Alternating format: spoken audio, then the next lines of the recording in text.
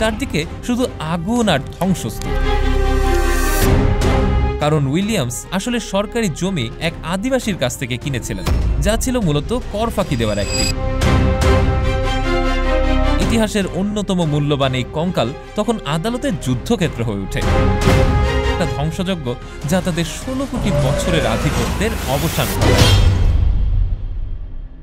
হ্যাঁ, আমরা এখন আছি প্রায় 6.5 কোটি বছর আগে ক্রিটেশিয়াস যুগে। পৃথিবীতে তখন রাজত্ব করত বিশাল বিশাল ডাইনোসররা, আর চারদিকটা ছিল ঘন জঙ্গল, নদী আর পাহাড় ঘেরা।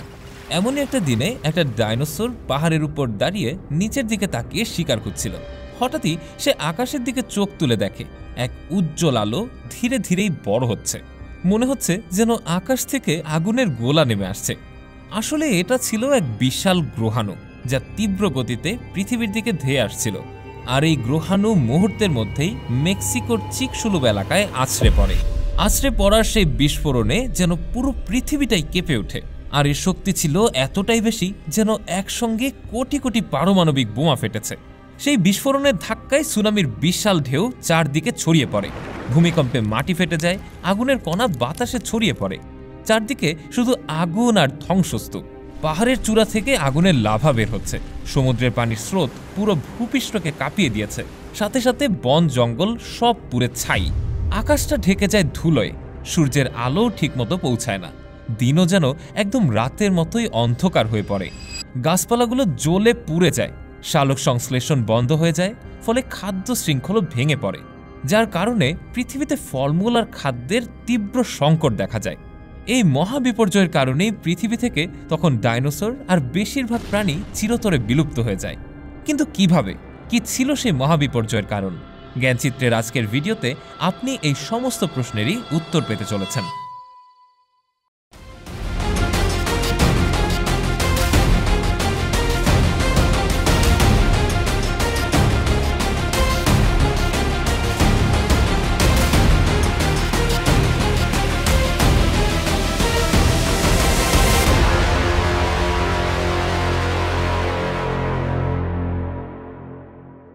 ডাইনোসররা প্রায় 16 কোটি বছর ধরে পৃথিবীতে রাজত্ব করেছে। এরা ছিল নানান আকৃতির আর বৈচিত্র্যময় স্বভাবের। কেউ ভয়ঙ্কর শিকারী, কেউ বা নিরীহ তৃণভোজী। তবে ডাইনোসরদের শেষ দিনটা ছিল এক মহাবিপর্যয়ের দিন। এটা ছিল এমন একটা ধ্বংসযজ্ঞ যা তাদের 16 কোটি বছরের আধিপত্যের অবসান ঘটায়। একটা বিশাল গ্রহাণু যার ব্যাস ছিল প্রায় 10 থেকে 12 কিলোমিটার। সেই উল্কাপিণ্ড মহাকাশ থেকে সেকেন্ডে প্রায় 20 কিলোমিটার গতিতে ধেয়ে আসতে থাকে আমাদের এই পৃথিবীর দিকে, আর এসে আছড়ে পড়ে বর্তমান মেক্সিকোর চিকসলুব অঞ্চলে। এই উল্কাপিণ্ডের কারণে সৃষ্টি হয় প্রায় 100 কিলোমিটার ব্যাসের গর্তের। মহাসাগরে সুনামি, দাবানল আর ধুলায় ঢেকে যায় পুরো পৃথিবী। এর সাথে সাথে ভারতের ডেকান ট্রেপস অঞ্চলে একটানা আগ্নেয়গিরির অগ্নুৎপাত শুরু হয়। এ থেকে বাতাসে বিষাক্ত গ্যাস ছড়িয়ে পড়ে। বাতাসের চাপের ফলে 1000 কিলোমিটার দূরের বনাঞ্চলও এক নিমেষেই ধ্বংস হয়ে যায়। উল্কাপিণ্ডের আঘাতে এত গরম সৃষ্টি হয় যে অনেক প্রাণী তো সাথে সাথেই পুড়ে যায়। আগুনের ঝড় চারদিকে ছড়িয়ে পড়ে, আকাশে ছাই এবং ধুলা জমতে থাকে। গ্রহাণুর আঘাত আর আগ্নেয়গিরির অগ্নুৎপাতের ফলে সূর্যের আলো পৃথিবীতে পৌঁছাতে পারে না। পৃথিবীর তাপমাত্রাও নাটকীয়ভাবে কমতে শুরু করে। অক্সিজেন এবং খাবারের অভাবে ডাইনোসরের সমস্ত প্রজাতি ধীরে ধীরে বিলুপ্ত হতে শুরু করে। দিনের পর দিন, মাসের পর মাস ধরে এই ধ্বংসযজ্ঞ চলতে থাকে। বিশালাকার ডাইনোসররা একে একে নিঃশেষ হয়ে যায়। তাদের বিশাল দেহ মাটিতে পড়ে থাকে নিথর হয়ে।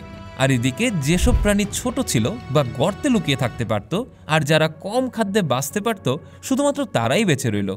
আর তখন থেকেই শুরু হলো নতুন এক পৃথিবীর উত্থান।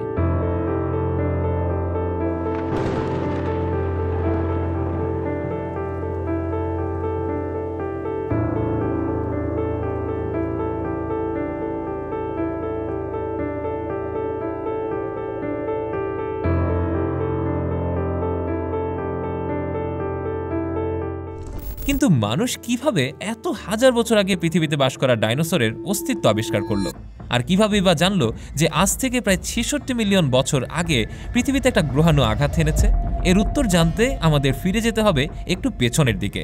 12ই আগস্ট 1990, যুক্তরাষ্ট্রের সাউথ ডাকোটার ফেইথের নির্জন প্রান্তর।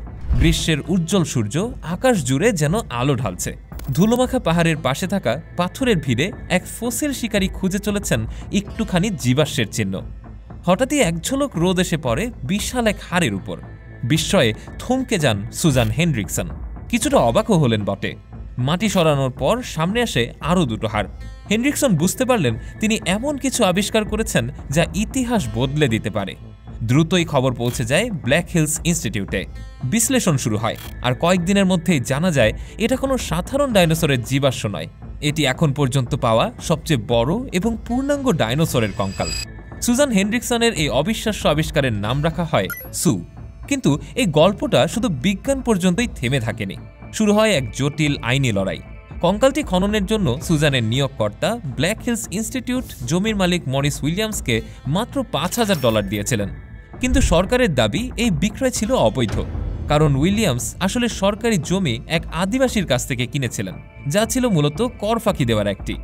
1992 সালে ফেডারেল এজেন্টরা ব্ল্যাক হিলস ইনস্টিটিউটে অভিযান চালিয়ে ডাইনোসরের কঙ্কালটি বাজেয়াপ্ত করে। ইতিহাসের অন্যতম মূল্যবান এই কঙ্কাল তখন আদালতের যুদ্ধক্ষেত্র হয়ে ওঠে। এভাবে 4 বছরের লড়াই শেষে সিদ্ধান্ত হয় কঙ্কালটি নিলামে উঠবে। অক্টোবর 1997 নিউ ইয়র্কের সথেবিস নিলামঘর। ঘর ভর্তি ধনী মানুষজন আর গবেষকরা। জাদুঘরের প্রতিনিধিরা একে একে তাদের দর হাঁকছেন। অবশেষে $8.36 মিলিয়ন শিকাগোর ফিল্ড মিউজিয়াম সেই ডাইনোসর কঙ্কালটিকে কিনে নেয়। এই অর্থের একটা বিশাল অংশ আসে ম্যাকডোনাল্ডস এবং ডিজনি কর্পোরেশনের কাছ থেকে। একটা ফাস্টফুড এবং বিনোদন কোম্পানির সহায়তায় পৃথিবীর সবচেয়ে বিখ্যাত ডাইনোসর তার জায়গা করে নেয় এক নতুন ঠিকানায়। 2000 সালের মে মাসে সু প্রথমবারের মতো জনসাধারণের সামনে আসে। বিশাল আকৃতির এই দানব নিতম্ব পর্যন্ত 13 ফুট উঁচু, মাথা থেকে পা পর্যন্ত 42 ফুট লম্বা। দর্শনার্থীরা চোখের পলক না ফেলে তাকিয়ে থাকেন বিস্ময়ে, যেন তারা সরাসরি এক প্রাগৈতিহাসিক যুগের সাক্ষী হয়েছেন। কিন্তু কঙ্কালটি শুধুমাত্র দর্শকদের মুগ্ধ করতেই আসেনি। তার নিখুঁতভাবে সংরক্ষিত হাড় বিজ্ঞানীদের নতুন নতুন প্রশ্নের উত্তর দিয়েছে। বিজ্ঞানীরা জানতে পারেন ডাইনোসরদের ঘ্রাণ শক্তি ছিল অবিশ্বাস্য রকম তীক্ষ্ণ। অন্ধকারেও তারা শিকার খুঁজে বের করতে সক্ষম ছিল।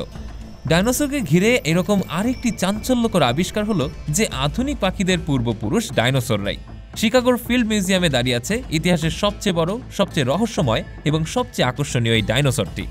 এবার আসা যাক আরেকটি বিষয়, কিভাবে মানুষ এটা জানতে পারলো যে আজ থেকে প্রায় 66 মিলিয়ন বছর আগে পৃথিবীতে মহাকাশ থেকে একটা জ্বলন্ত গ্রহাণু আঘাত এনেছিল? এর উত্তর আমাদেরকে একটা জিনিসের দিকে আঙুল দেখিয়ে দেয়, আর তা হলো ইরিডিয়াম। ইরিডিয়াম হলো এমন একটি মৌল যা পৃথিবীর গঠন অনুযায়ী এখানে থাকার কথা নয়, কিন্তু এখন পর্যন্ত পৃথিবীর অনেক জায়গাতেই এই ইরিডিয়াম ধাতুটি পাওয়া গেছে। ইরিডিয়াম এই ধাতুটি সাধারণত বিভিন্ন গ্রহে পাওয়া যায়, কিন্তু পৃথিবীর বিভিন্ন জায়গা থেকে এই ইরিডিয়াম পাওয়ার পর সেটা নিয়ে গবেষণা চালানো হয়। তারপর দেখা যায় এগুলো প্রায় 66 মিলিয়ন বছর পুরনো। না, একবার না, বহুবার এমনটা হয়েছে। এখন পর্যন্ত যতবারই ইরিডিয়াম পরীক্ষা করা হয়েছে ততবারই পরিসংখ্যান বলেছে এগুলো আজ থেকে প্রায় 66 মিলিয়ন বছর পুরনো। আর ওই উল্কাপিণ্ডটি ভূপৃষ্ঠে পড়ার পর সেটি বিস্ফোরিত হয়ে ভূপৃষ্ঠের বিভিন্ন জায়গায় ছড়িয়ে গেছে। তাছাড়া ভূপৃষ্ঠের অনেক জায়গায় এমন স্পষ্ট অনেক অস্বাভাবিক জিনিসের ছাপ রয়েছে যেগুলো কেবলমাত্র সজোরে কোনো বস্তু ভূপৃষ্ঠে আঘাত হানার পরেই হওয়া সম্ভব। কিন্তু প্রশ্ন হলো, ডাইনোসরদের পুরো প্রজাতি কি শেষ হয়ে গেল? না, প্রকৃতি আবারও নতুন করে রূপ নিয়েছিল। ধীরে ধীরে ছোট একদল ডাইনোসর নিজেদের অভিযোজন ঘটিয়ে টিকে রইল।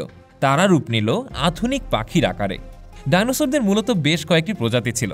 তার মধ্যে এক ধরনের ডাইনোসর আকাশে উঠতে পারত। তাদের বেশ বড় বড় ডানা ছিল। তাই সব ডাইনোসরের প্রজাতি ধ্বংস হয়ে গেলেও শুধুমাত্র ওই প্রজাতির কিছু অংশ টিকে ছিল। পরবর্তীতে যেগুলো হাজার হাজার বছর ধরে বিবর্তনের মাধ্যমে বর্তমানে এসে পাখিতে রূপ নিয়েছে। যদি ডাইনোসরদের সবচেয়ে নিকটতম আত্মীয়র কথা বলতে হয় তাহলে সর্বপ্রথমেই আসে মুরগির নাম, কারণ তখনকার চোখের ডাইনোসর আর বর্তমান যুগের মুরগির গঠনে অনেক মিল রয়েছে। আসলে এই পৃথিবীতে বেঁচে থাকতে হলে সবসময় পৃথিবীর পরিবেশের সাথে খাপ খাইয়ে চলতে হবে। প্রকৃতির পরিবর্তন হবে, এটাই স্বাভাবিক। তাই এই পরিবেশে বেঁচে থাকতে হলে, নিজের জীবনকে টিকিয়ে রাখতে হলে বিবর্তন ঘটতেই হবে। ডাইনোসররা যদি সেদিন এই পরিবেশের সাথে খাপ খাওয়াতে পারত তাহলে হয়তো আজ তাদের অস্তিত্ব এভাবে বিলীন হয়ে যেত না। আজও আমরা যখন আকাশে উড়ে যাওয়া কোনো পাখির দিকে তাকাই তখন কি মনে হয় যে এই আকাশেই সে সময় উড়ে বেড়াতো বিশালাকার ডাইনোসর? অথবা যখন মুরগির ডানা ঝাপটানোর শব্দ শুনি তখন বুঝতে পারি কি তার অস্তিত্বের শিকড় সেই প্রাগৈতিহাসিক যুগের ডাইনোসরদের মধ্যেই লুকিয়ে আছে? ডাইনোসররা হারিয়ে গেছে, কিন্তু একেবারে নয়। তারা আজও বেঁচে আছে আমাদের চারপাশে, শুধুমাত্র ভিন্ন এক রূপে। তবে সেদিনের সেই উল্কাপিণ্ডটিকে একটা ধন্যবাদ দেয়াই যায়, কারণ সেদিন যদি পৃথিবীর বুকে ওই ঘটনা না ঘটতো, তাহলে হয়তো জীবের এত বিবর্তন কখনোই ঘটতো না। আর এই বিবর্তন না ঘটলে মানুষের সৃষ্টিও হতো না। তবে ইসলাম সহ অন্যান্য ধর্মগ্রন্থ এই বিবর্তনে বিশ্বাসী নয়। ধর্মে বিশ্বাসী মানুষজন মনে করে সৃষ্টিকর্তা তাদের সৃষ্টি করেছে, অন্যদিকে বিজ্ঞান বলে বিবর্তনের কথা। এ নিয়ে বিতর্কের এখনও শেষ নেই। তো শেষ পর্যন্ত দর্শকদের বলতে চাই, আপনাদের এই ভিডিওটি ভালো লাগলে লাইক করতে পারেন, আর এমন অজানা সব বিষয়কে নতুন করে জানতে সাবস্ক্রাইব করে জ্ঞানচিত্রের সাথেই থাকুন। ধন্যবাদ।